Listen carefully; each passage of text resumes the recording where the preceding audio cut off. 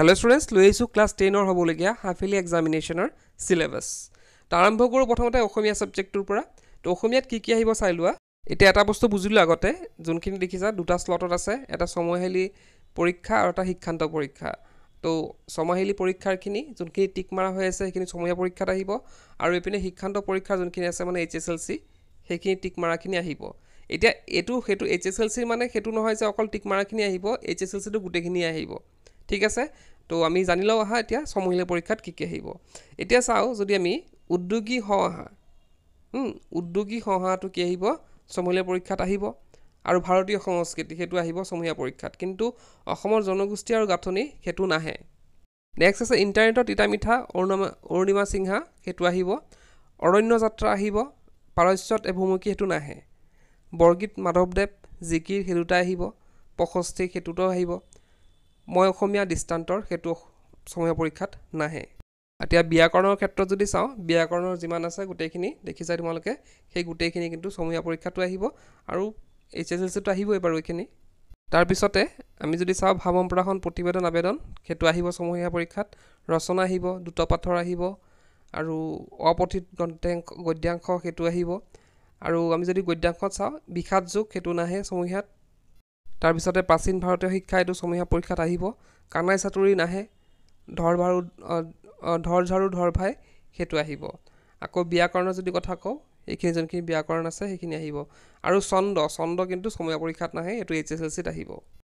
ইয়াৰ পিছত আমি যদি চাও ইংলিছৰ সিলেবাস, তো ইংলিছত চাবা এটা বস্তু, তো তলতে চোৱা এটা নোট দিছে ইয়াতে NB, তো underlined lessons items are for half yearly examination. তো যোনখিনি আন্ডাৰলাইন দিয়া থাকিব সেইখিনি কিহৰ কাৰণে হাফ ইয়াৰলি এক্সামিনেশনৰ কাৰণে।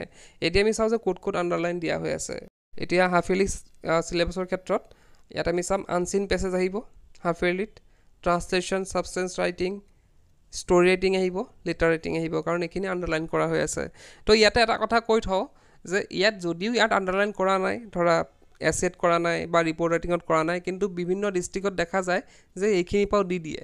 গতিকে আমি অকল এটো সিলেবাসৰ ওপৰত নিৰ্ভৰ কৰিলে নহব, এটো সিলেবাস কিন্তু মই যোনটো সেবাৰ তৰফৰ পৰা দিয়া হৈছে হেতু সিলেবাসে দি আছো দেই।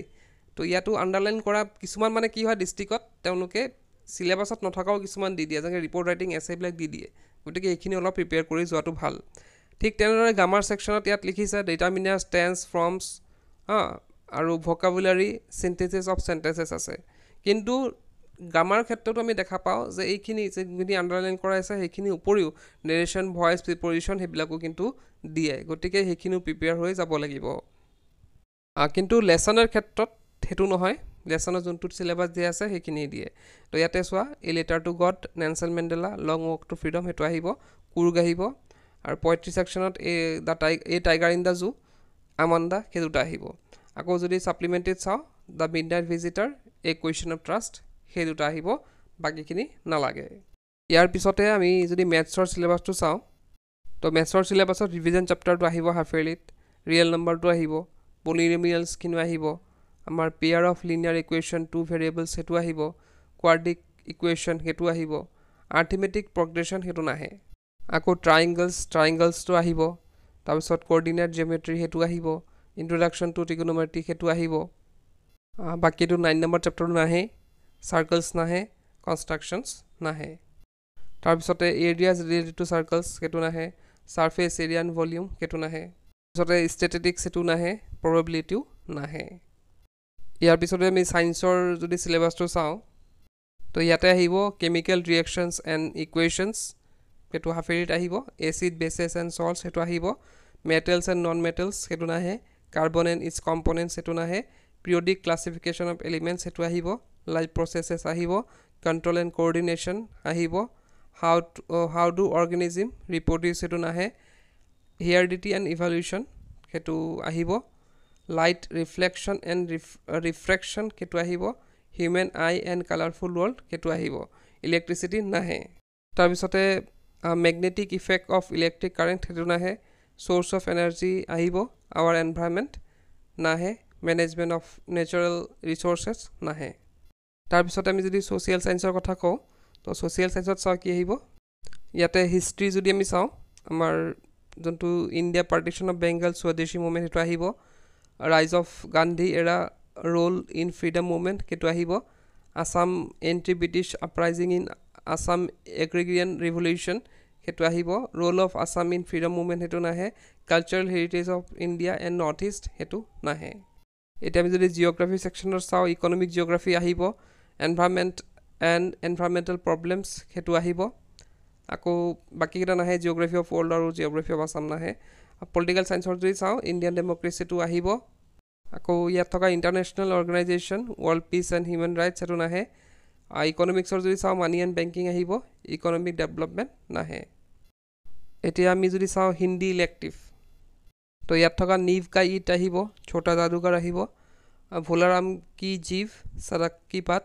সেইটো নাহে সখী পদত্ৰয় সেইটো আহিব কলমৰ তলৱাৰ মৃতিকা সেইটো নাহে বাকি ইয়াত ব্যাকৰণ গুটেখিনি আহিবই তাৰ পিছত আছে নীলকণ্ঠ সেইটো আহিব চিত্তিও কি অনুঠি দুনিয়া সেইটো নাহে जो बात गई সেইটো আহিব কায়াৰ মতবন সেইটো নাহে তো ইয়াৰ পিছত আছে ৰচনা নিবন্ধ লিখন পত্ৰ লিখন আপতিত গদ্যাংশ অনুবাদ হেখিনি গুটেখিনি আহিব ইয়াৰ পিছতে আছে আমাৰ এডভান্স মেথছৰ হেতু যদি চাও ইয়াতে সেটস হেতু আহিব কমপ্লেক্স নাম্বাৰস আহিব arithmetic of integers হেতু আহিব quadratic equations হেতু আহিব applications of common logarithm হেতু আহিব বাকি 6 ৰ পৰা 9 লৈকে নাহে ইয়াৰ পিছতে আমি চাও হিষ্ট্ৰী সোৱা তো হিষ্ট্ৰী তিনটা চেপ্টাৰ আহিব American war of independence French revolution industrial revolution এই তিনটা আহিব